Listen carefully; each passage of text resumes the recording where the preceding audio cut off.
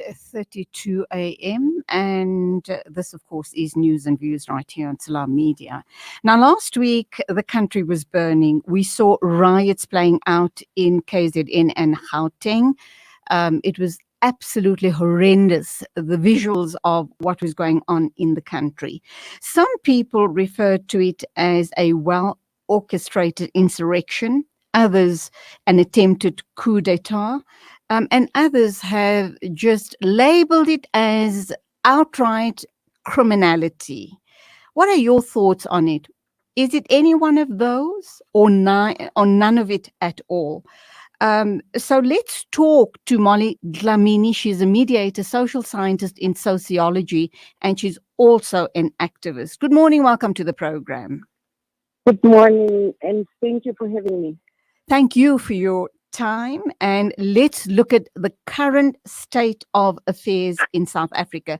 Government officials and government ministers have been using different terminology. Cyril Ramaphosa has said it's an insurrection. One of the other ministers says it was not a coup d'etat because in a coup, it's the military that tries to overtake the government. Other people are saying it's outright criminality. Your thoughts on the horrendous riots that we experienced last week?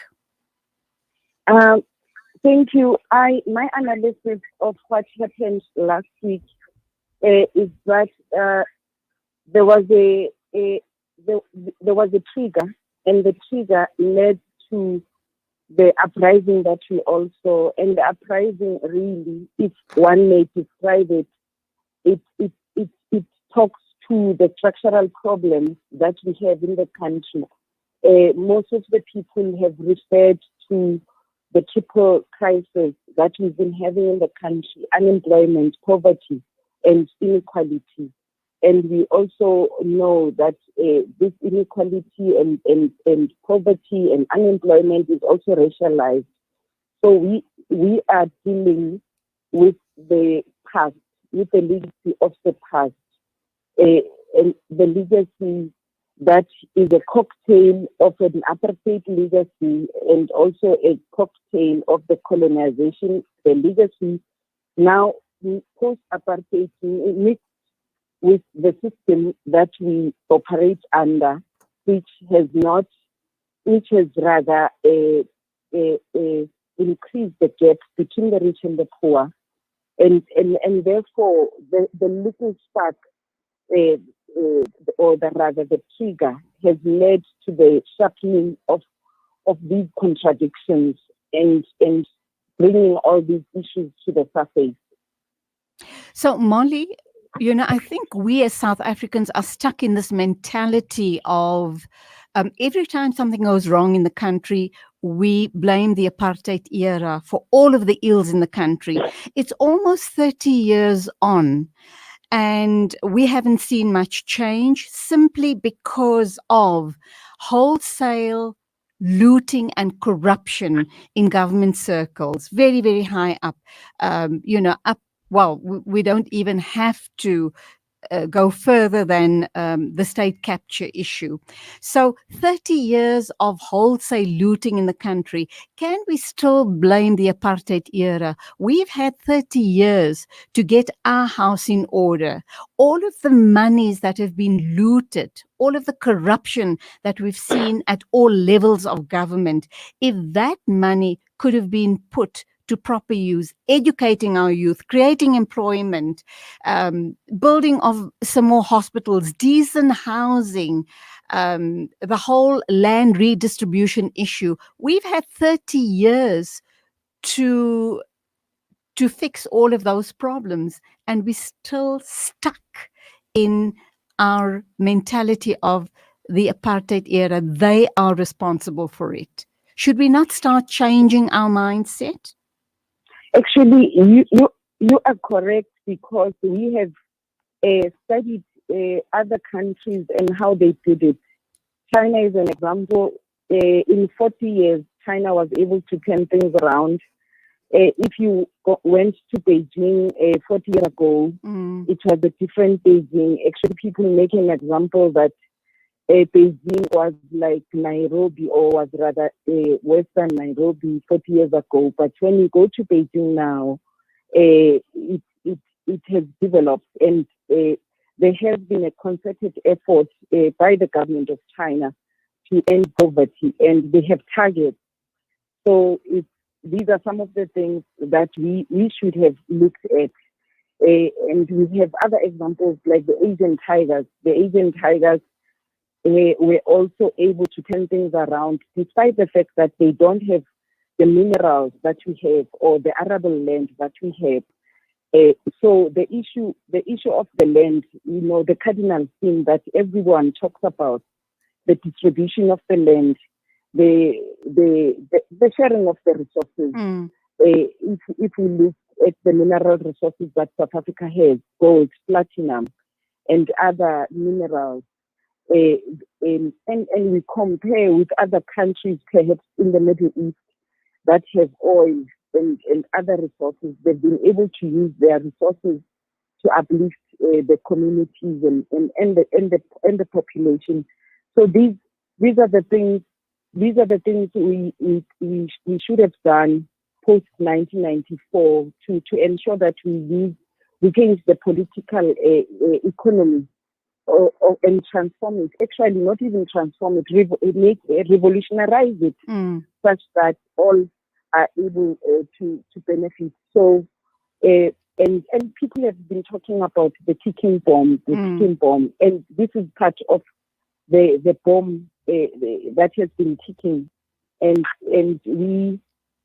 we have not treated, we have not done much in terms of post-conflict reconstruction and development like other countries would do after they've gone through what we have gone through, although what we have gone through is obviously peculiar. So, Molly, lots of work needs to be done to get us to, like you've suggested, Beijing and other such countries. So there is still hope if we can get like-minded people together and start rebuilding the country. But what is the current state of affairs as we speak? Do you think that there's still, please God, no, but anyway, do you still think that there's a chance that you're going to start getting rioting or pockets of rioters flaring up in different parts of the country? Because we do know that certain people have been fingered. Apparently, they labeled as the Dirty Dozen. 12 people are supposedly involved in starting up the unrest in the country. It is also suggested that it's directly due to the factionalism within the ANC. Your thoughts? My thoughts really are that we Molly? Hello? Okay, we seem to have lost Molly. Let's try and get her back again. It's 8:41. We're going to listen a bit to the Labaik, which gives me goosebumps, alhamdulillah. Let's listen to the Labaik whilst we try and reconnect with Molly. This is News and Views.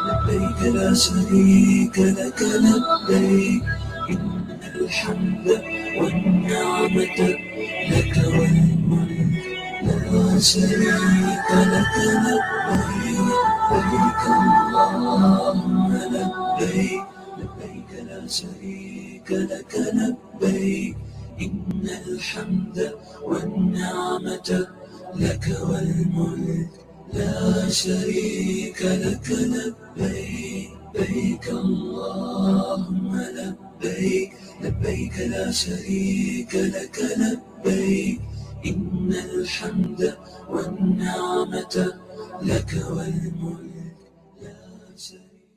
8:42. Molly, do we have you back? Yes, I'm there. Thank you. It was at that crucial moment that we lost you, so please go ahead.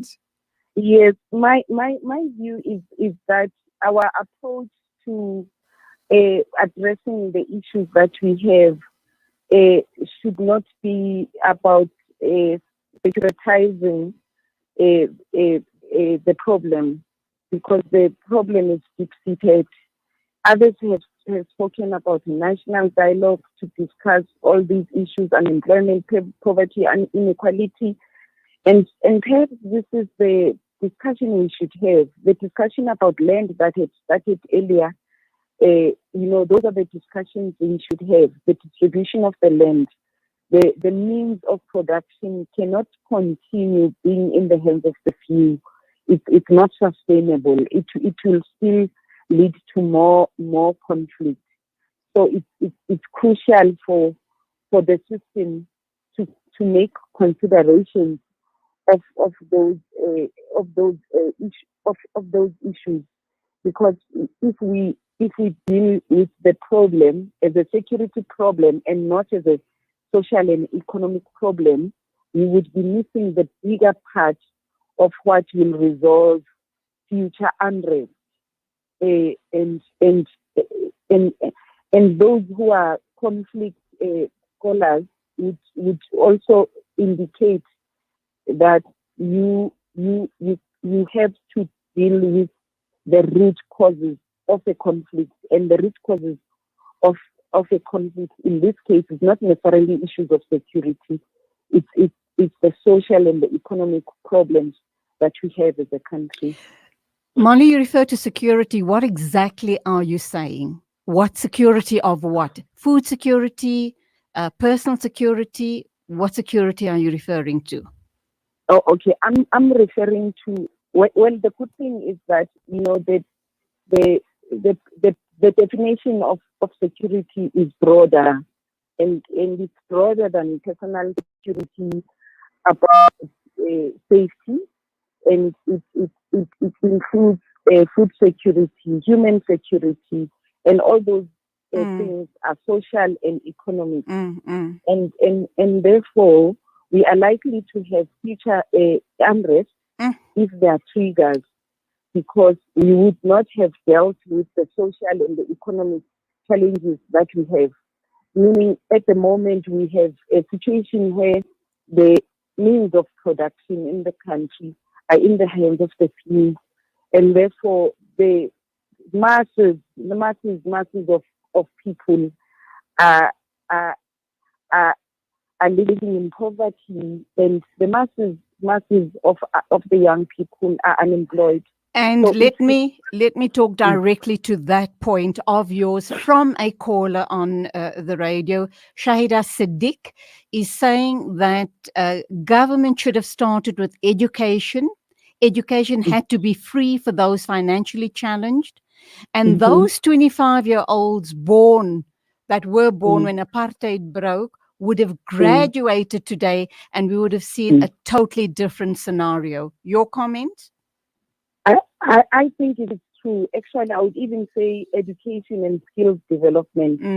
And we do have examples of such countries even in the continent. In Zimbabwe, for example, the post-1980, post the independence, the focus was on education, and that is why you have a lot of Zimbabweans in South Africa in different fields, because they migrated to South Africa to fill those posts. And they've migrated to other parts of the world as well. So we should have, and we still have time to do that. And meaning we building brick and mortar in terms of RDP houses is something else, but also that cannot be done at the exclusion of building the human resources in the country.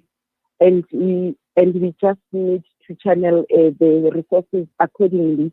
And as you correctly put it earlier when we started the interview, the SOEs, the state-owned enterprises should have been used to increase revenue for the country. Things like having a state bank, those are some of the things that can propel the country. Countries like China, they have state banks that they use to even invest in other countries, and South Africa can be able to do that. South Africa, you go to Botswana.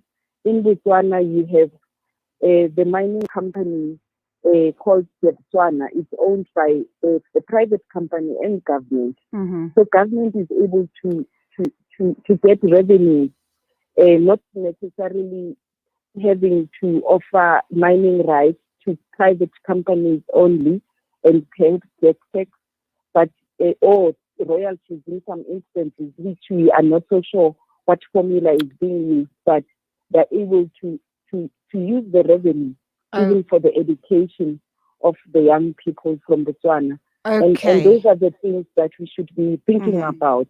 Right. Yeah. Okay, so a lot and lots of work ahead of us. The one big thing we need to all agree on is that the wholesale corruption in the country has to come to an end so that we can start rebuilding our beautiful country. Molly Dhlamini, thank you indeed for your time and for your thoughts on this issue. Thank you very much. A strip of land with over 2 million people blockaded for 30